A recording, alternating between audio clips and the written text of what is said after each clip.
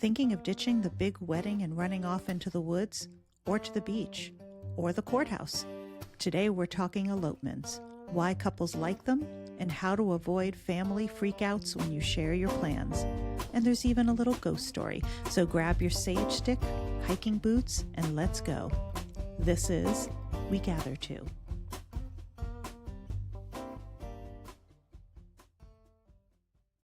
Welcome back to We Gather To, where today we are going to talk about whether or not to elope. Why elope? Why do couples choose to elope, Rachel? I'm so excited to talk about elopement, but I've been dying to talk to you about this story. I've been waiting to hear this story, by the way. She wouldn't tell me until we were recording. I hope people like ghosty stories. Stories go. My daughter and I drove back from college from Georgia.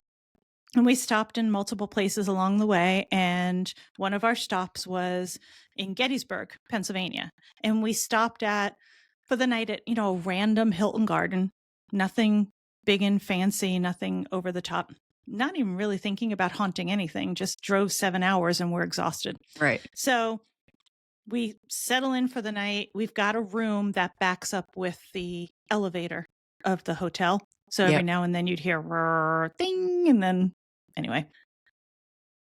So between that and my daughter was making sleeping noises, I had my head kind of sandwiched in between two pillows like this, try and get some sleep, there was no sleep, nothing. And then at 3:22 in the morning, and I happened to notice I looked right at the clock, I'm hearing a man and a woman in the hallway talking. And I'm like, who's going out at this time of night and coming in? It's like after 3 o'clock in the morning, coming home, whatever. They're making noise. I can't really hear what they're doing, this and that. But then I noticed the noise is getting louder. And then all of a sudden, it sounded like they were in our room. And I hear, clear as freaking day, the man says, "Did you close the door?" And the woman says, "I'm taking off my shoes." At which point, the foot of my bed where my feet were depresses down like somebody sat on my bed. No. I shit you not. And I'm laying there and I'm like, what is happening right now? Whoa. And Julie was sound asleep. She didn't hear any of this. Of course, I told my family that, they're like, did you have sleep paralysis? I'm like, you have to actually go to sleep to have sleep paralysis. I haven't slept. And oddly, I wasn't feeling creeped out. I wasn't anything. It was just like, no, not at all. But I was just like, this is so curious. What is going on? I love that you were curious about it and not freaked out. That's probably why it happens to you, because you're open-hearted. Yeah, well, the thing that's really funny about it is I thought to myself, I'm like, bringing it back to the marriage thing, this is clearly a couple. And their shit went past death. And they're still coming home, taking off shoes. I'm like, are they liking it? Are they liking that they're like, are they eternally fighting? Are they eternally happy? I had an experience after my sister died, actually, where I was sitting on my bed and I was crying. I was upset about losing her. And I felt a depression on the bed next to me and an arm go around my shoulder. Oh, wow. And I was frozen. And it wasn't her. I knew it wasn't her. So I think it was another family member that was trying to comfort me somehow. And I wasn't scared. And it only lasted a split second. And then I've had experiences that felt like what you experienced, where you walk into what seems to be a scene stuck in time. Mm-hmm. That's what I was wondering. Yeah. Like on the Titanic, people are still dancing and moving around and living as if they're on the Titanic because they're stuck in almost like a time loop. Yeah, it's like a residual energy that just goes on a loop. So when Julia woke up, of course, I laid there waiting, excited to tell her. She woke up and she's like, oh my God. And so I said, when we check out, we need to ask the front desk. Yeah. What did they say? And so we went downstairs and I said to the woman, I go, has anything strange ever happened in this hotel? Yeah. And she looks at me and she goes, mm-hmm.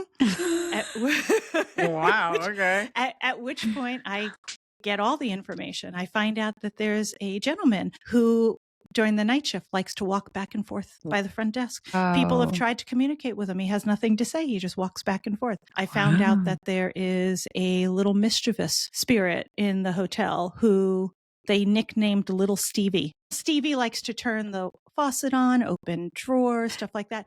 And we didn't even hand our keys. So she didn't know her name or what we were checking out from. And she said, yeah, and the third floor seems to be the most active. Oh, we were in the room back up to the to the elevator and third floor. And she goes, oh, yeah.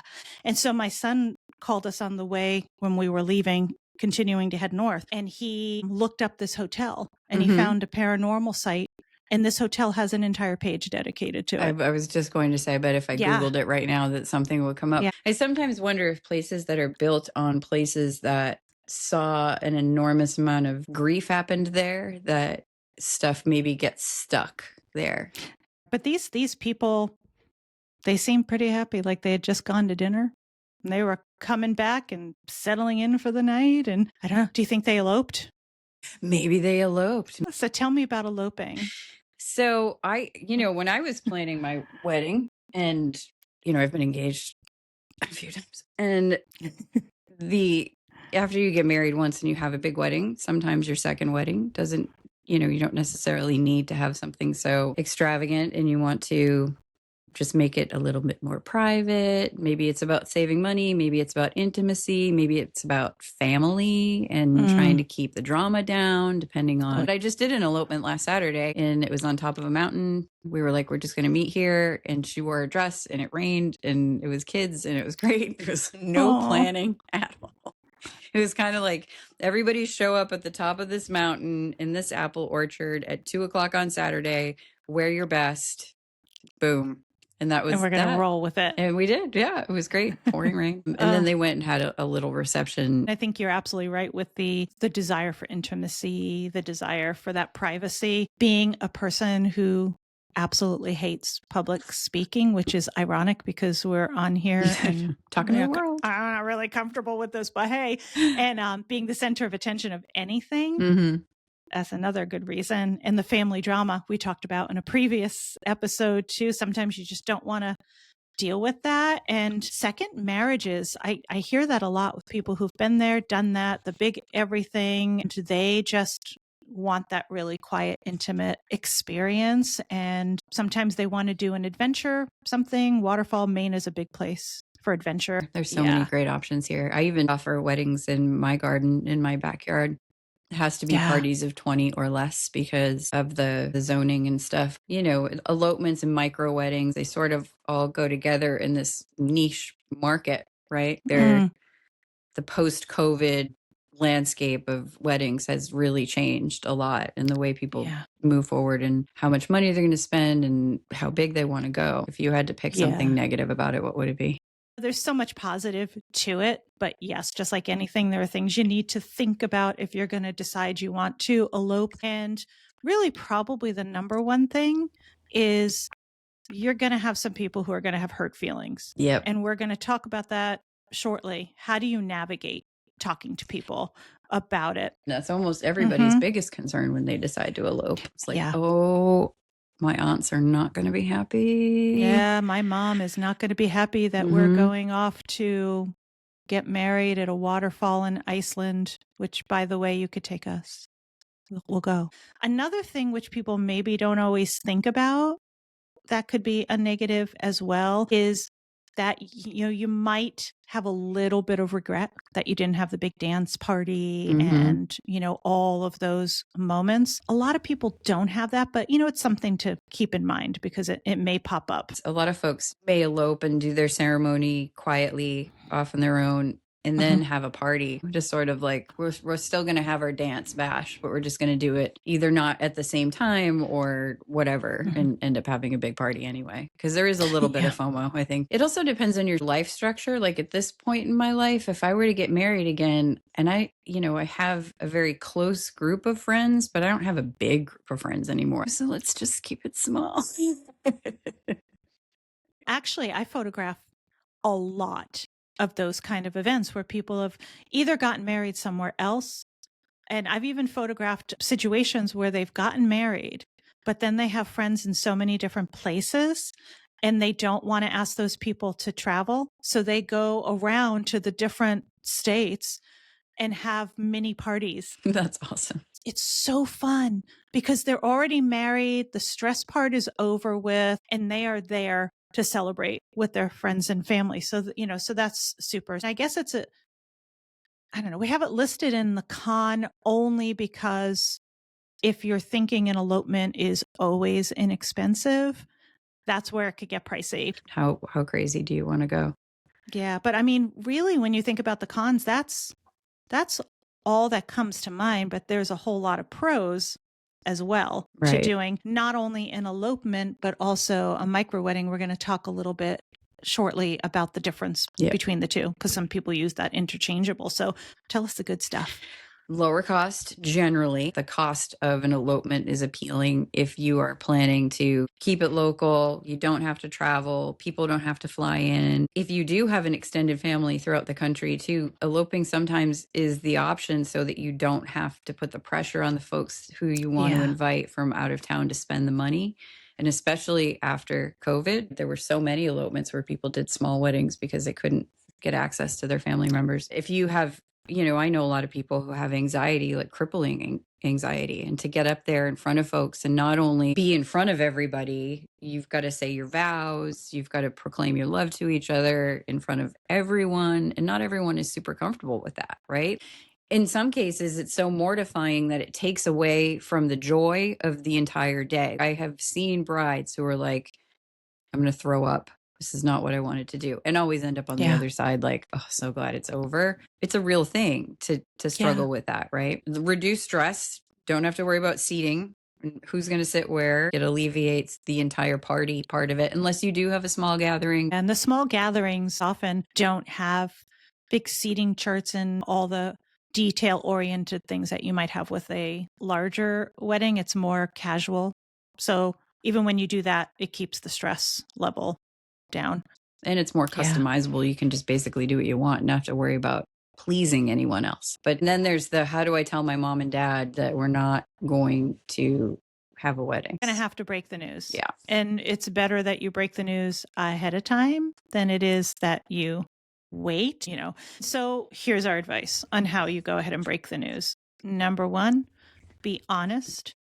Be empathetic to their feelings that they're going to have, and at the same time, holding your boundaries and sticking with what's important to you. Some thoughtful ways that you might want to approach it is start expressing to your family how much they mean to you, and not in like a kiss ass kind of way, like, truly that, you love them, they matter to you, and that at the same time, this decision isn't a rejection of them and their love and who they are. It's just the best choice for you and what reflects the needs of you as a couple. What's also super important is explaining to your loved ones why you're choosing to do this. It could be, I'm just overwhelmed by a big event. It's just too stressful. The anxiety is too much for me. I just really need something more intimate. Or you're adventure seeking and you really just want to go and have that adventure together, something that's less traditional. Oftentimes, if you approach it with love, you explain your reasoning, help them understand it has nothing to do with them. It's just what you two need to do as a couple. Most people will get over their disappointment. And frankly, if they don't, I hate to say this, but that's their baggage. They'll have to. I was going to say something not as nice. It's true. Like I mean, we do all this kind of capitulation to our family in order to make everybody more comfortable and happier, but it's really about your own internal happiness when it comes down to it. They will get over the disappointment. But if you are going to surprise your folks, there are a bunch of ways where, if you know enough in advance, like I'm talking like you didn't go to Vegas and just like wake up in the morning and been like, shit, we're married.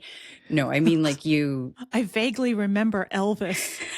I think we were in the little white chapel. Now I know why they say what happens in Vegas stays in Vegas, because no one can remember what happened in Vegas, so they can't take it with them anyway.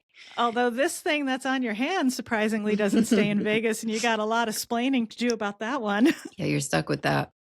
But yeah, I mean, you can, if you've got a little bit of planning, a little bit of leeway, it's always nice to kind of, you can include your family in different ways. You can make a video, you could do a Zoom call and remind them that it's not about excluding them, that it's about honoring your love. And any family member who truly loves you is going to understand that, especially if you're someone who struggles with anxiety and it's just like the thought of doing it. In any situation that you're in, the timing is really kind of important as to when you tell. Like, of course, if you can tell them up front, please tell them up front, but do not tell them too far up front, so that you don't become the topic of dinner conversation every time. You don't love us. And then you have to hear it at Christmas and you have to hear it at Thanksgiving. Let's talk a little bit about types of elopement. This is the fun part. There's just so many ways that you can elope. So many ways. But whatever you decide to do, call your photographer first, because we can help. There are many photographers who are well-versed in adventure elopements. Most photographers are very well-versed in local elopements and micro weddings. Oh, yeah, we know all the good spots. All the good spots.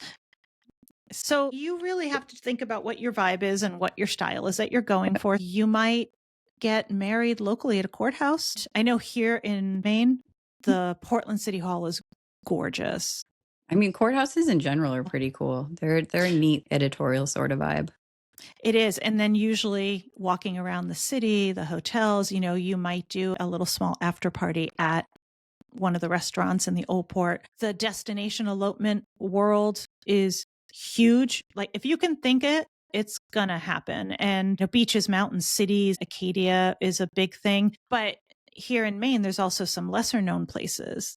I'm going to give you some local places that are elopement and micro wedding friendly. But talking about adventure elopements, there is a company called Just Banded. They are up in the Popham area, so mid-coast Maine. They take folks out on a lobster boat and you hop from different islands. Oh, that's they so have fun. all different packages of I would love that. Different island hopping, different hiking. It's so sweet. So I'm going to link them in the show notes. Do they feed you lobster? Oh, yeah. Oh, they feed you. That's really, that would be that'd be a good package for me. I would like that. Can I do it by myself is the question. Can I just marry myself and go on that trip? And then another thing, of course, backyard. If you're going to use a rental house, though, you always want to be careful up front that you check with the host and make sure the property is insured for that, to make sure that they are comfortable with that, see if they have an extra fee. And then another thing, which is really interesting, which I'm hearing more and more about, which is so cool, is there are planners, florists, you can have everybody that you have at a large wedding. A lot of times they will do a actual wedding as part of a style shoot. They will rent out a venue for the whole day. And then they will have couples come in throughout the day at different times. And it's amazing because everything is there for them. It's like you just show up dressed. The costs are super low for the couples. And, it's just a win-win for everybody. So this is a fairly new thing that I'm hearing a lot about. You show up dressed and ready to elope and there you go. So you could have all the people that you might want to pull in, especially if you're in a destination situation where you need local help. Resources, yep. So speaking of some local resources, there have been some places that I have worked that are absolutely beautiful locations. I'm so excited to share them. And we're going to link all of this in the show notes, all of the websites and the Instagram, so you can really take a look at these places. So if you're coming to Maine and you're planning an elopement or a micro wedding or full wedding, they're not micro wedding and elopement exclusive. They are absolutely gorgeous. The people who work there, own there, are absolute joys. And they've got you, whether you're local or destination. But the first one that I have on the list here is Grey Havens Inn. Grey Havens Inn is up mid-coast Maine. I've photographed there. I've stayed there at the inn a number of times. It is true Maine, on the coast, on the rocky coast, this beautiful, restored old home. Oh my gosh, it's just heaven. Another place that is so sweet, it's called Vesper Hills Children's Chapel, and it's up in Rockport, Maine. Oh, I've heard of it. Yeah.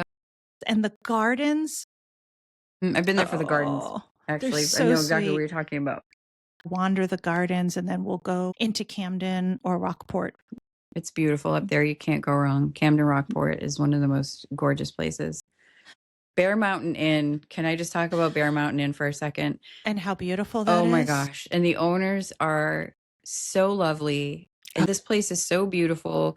You get married overlooking the lake with the mountain, bare mountains in the background. You get the dock over here for your photos. And then you've got these beautiful cathedral pines off in the distance to do pictures in. I mean, the buildings are beautiful. The getting ready there, the light is good. It's all of it. All of it is just so perfect. I love Bear Mountain. You know what I think about Bear Mountain? The air. The air smells so piney and beautiful in Maine. And then on the flip side of it, you've got two places on the ocean. One in southern Maine, the view at Pepperrell Cove. Oh my God, gorgeous. Which is absolutely gorgeous. And dare I say, one of the sweetest coordinators I have ever worked with. Just so nice there. And it's all on the ocean in southern Maine, in Kittery. You've got the working dock. You've got a sunset to die for there. It's beautiful. I did an actual elopement there. Oh, it's so beautiful. Yeah. I can't wait. I'm back there again soon. I can't wait to go back. And then the Inn and Peaks. It's so Maine. It's only a less than 20-minute ferry ride from downtown Portland to the Inn and Peaks, but then you're in another world.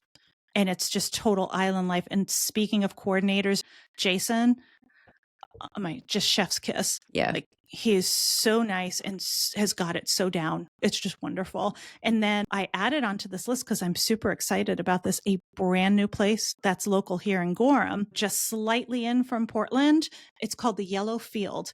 So they just opened, and they're 1774 old farmhouse. My dream. Gardens, farmhouse, beautiful pastoral land, sunsets. And they are also hosting micro weddings and elopements and smaller gatherings. So we're going to list all of these and the ways to contact the folks. If you're coming to Maine or you live in Maine and you're thinking that these are just some of the top places, there's so many. Wait, is Erin Flett? Yes. Oh, of course. Look, I'm looking at their Instagram. Wow. Oh my God, the photos are to die for. The whole place. Yeah. Gorgeous. I mean, I do print work sometimes and, like print artwork with my watercolors. She's my idol. She's so good. Her textile magic. Oh, she's so good. There's nothing she makes that I've ever been like, ew. I'm always just like, I'd buy that. Every single thing. I'd buy that. Yeah. So let's talk a little bit. We alluded that we're going to talk about what's the difference between a micro wedding and a macro and an elopement. I'm like a micro wedding and a macro wedding and an elopement. And there is, I did learn because I wanted to do weddings in the backyard and I knew I needed to keep it under 20 people. So I'm learning about the macro wedding just now in this episode because I didn't even know that was a thing. A macro wedding is a traditional large-scale wedding with 100 or more guests. That I did not know. Okay. Call me educated. Often with a grand setup and elaborate details. Thank you, Google AI. There you go. So macro weddings are just weddings. So is macro weddings the bougie fancy word for wedding? It's just a normal wedding. Consider us educated. And so elopements typically are like 2 or 4 people, give or take maximum. But no matter what the situation, you're going to have an officiant. You have to have your support witnesses, 2 witnesses there, and your photographer. Now, you don't have to have a photographer, but, if there are no photographs, it never happened. Right, exactly. Nor will you ever remember it, just so you know. You need us. Have a photographer. So when you are doing an elopement, one thing that you need to keep in mind is that there does still need to be a little bit of a plan, even in a casual one, like where let's just show up and do this. Places like Acadia or state parks, national parks will often have permits that you need to obtain. Every state and country, for that matter, are going to vary as far as the permits that you need, as far as getting your marriage license rules. Here in Maine, you can get your marriage license and it's good for 90 days and you can go out and, boom, do your thing. But there are some states that have a little bit of a waiting period with your marriage license. Always, please make sure that you check your state local requirements for licensing and for permits before you just go out and assume you can do the whammy. Yes, you should get your permits if you need one. Rachel likes to follow the rules. Tess does not. I am a little rule follower. Yeah, no, I'm over here like anarchy and All right. But then, if if you're gonna hike though, if you're gonna go out there and you're gonna do an adventure wedding, it's important to make sure that you pack all the right gear, plan for weather changes, make sure that you're ready for rain pretty much anytime in any place, anywhere, except for maybe California. But out here, if you're gonna get married in Maine, be ready for rain. Y'all take the weather seriously. We're not always serious here, but this one's really, really important because even here in the Northeast, and certainly in mountain ranges that are a lot more imposing than what we have with the Appalachians, please, please, please, the weather that's at the bottom of the mountain, if you're going to the top, is going to be a lot of times drastically different. And we have a lot of unfortunate circumstances that happen for people who don't take that seriously and don't respect Mother Nature. And so you really need to be prepared. Bring your dress, have it all packed, but make sure you've got good footwear. Make sure that you've got proper hydration, foods, what you need, and changes and layers of clothes, because you really don't always know what you're going to find at the top of the mountains, even in the middle of summer. I did an elopement at Bass Headlight in Acadia, and the bride wore these heels and was like, I want to go stand out there on that rock. And I was like, no, that's not a good idea. Not in those shoes. It was one of those, you know how like around the lighthouse, the rocks are bloop, looks like blobs of, you know what I'm saying? And some of them are really tall, and she wanted to stand on this particular rock. So she looked like she was overlooking the ocean, but it was all about the shoes. And I was like, you're going to die. You're going to fall to your death and die. I was horrified. And she did it. And I was like, snap, snap, get down, get down, get down, get down. Like usually I'm adventurous, but this was one of those cases where I was like, that's just careless and dumb. Let's not do it. There's no chance of her hearing this. By the way. But I see people do that. Yeah, all the time. People do dumb shit all the time. The mother in me. Yeah. I swear my uterus is twitching. I know. I'm like, because I'm just like, oh my God, don't go up there. No, this is not the day we're going to watch you die. Don't do it. Don't do it. Oh, or going out in a boat in bad weather.